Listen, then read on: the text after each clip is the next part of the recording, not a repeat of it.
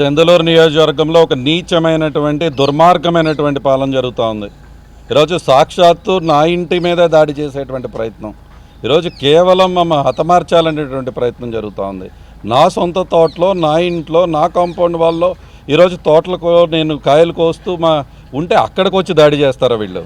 ఎవరిని భయపెడదాం అనుకుంటూ ఉన్నారు?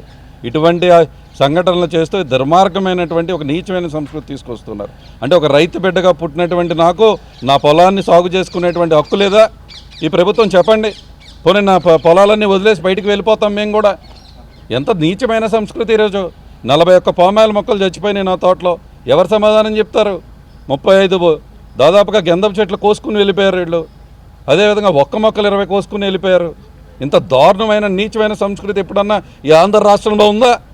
ఇంత నీచమైన దుర్మార్గమైనటువంటి సంస్కృతిని ఇక్కడ తెరలేపుతూ ఉన్నారు.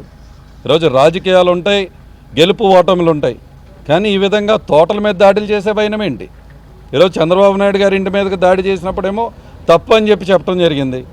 ఇప్పుడు దాని మీదే మీరందరూ కూడా కేసులు పెట్టి చాలామందిని ఈరోజు జైలు పాలు చేయడం జరిగింది.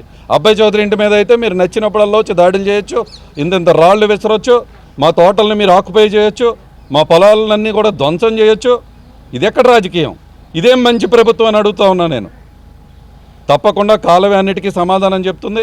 ఇప్పుడే అడిషనల్ ఎస్పీ గారిని కలిసి రావడం జరిగింది. ఇప్పుడే డిఐజీ గారిని కూడా కలవటానికి వెళ్తూ ఉన్నాం.